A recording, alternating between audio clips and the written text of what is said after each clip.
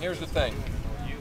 Just because you walked over to her doesn't mean she is going to jump up and down. Just because you finally have the guts enough to go and approach her doesn't mean that she has to welcome you with open arms. Like, yay, validation. Give me a hug. You finally talked to me. You know, it's like, it doesn't matter.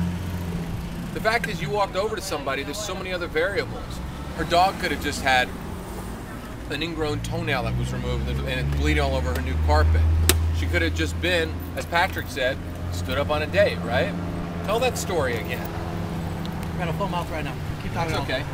You can talk with a full mouth, man. So what happened was, one of the students just approached a woman at a coffee shop, and she started talking to him, and 30 seconds in, she dropped some all-time bitchy comment. Don't remember what it was, but it was really nasty.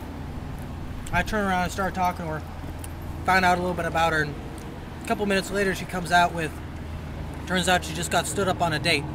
And she assured me this doesn't always happen to her, but no, she got stood up on a date today, so it kind of ruined her day. But you know, now the sun's out, so she's feeling better. But the point is, that first rejection that the client got, that wasn't his fault at all. He did right, he was doing the right things, and she was just having a bad day, so she shut him down. Had nothing to do with it. So much of the time, you're doing the right thing. As long as you observe, you pay attention to the details, you listen to what she's saying, and you get the conversation moving based on what's going on the flow of the conversation, you're not doing anything wrong. So she doesn't fucking respond to you. It doesn't matter. She may not be interested. She may have other things going on. She just got stood up on a date. She may be a bitch. Just because you physically like the way she looks doesn't mean her personality is good. So you got to stop going for that validation, that ego. It's just ego.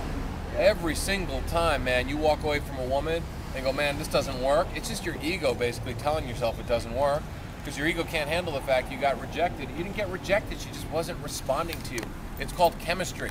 Think for a second how many people walk over to you and you have no interest in. You know, I think the big thing with ego is really that learning that you try your best. You put 100% of what you knew how to do at the time, as in you really try your best. You stack the odds on your side, basically. You know, you approach with the right vibe, you listen, you approach, you know, with a good body language, you're open and friendly, and that's what you did good. So remember that you should measure your success by not how people respond to you, but how well you know you did yourself. And then if you really focus on that, things will fall into place. Let me add something to this real quick. The thing is, you know, here's how you should really look at your ego. Your ego should sound like this. I'm a cool guy before I walked over to her. I'm going to be a cool guy after I'm done talking to her. What happens in between just doesn't matter. Maybe I'm going to get a phone number. Maybe we'll go out. Maybe I'm going to get shut down. Who cares? The outcome of this conversation isn't what determines how cool of a guy or how valuable of a guy I am. So your ego isn't dependent on others. It comes from inside you.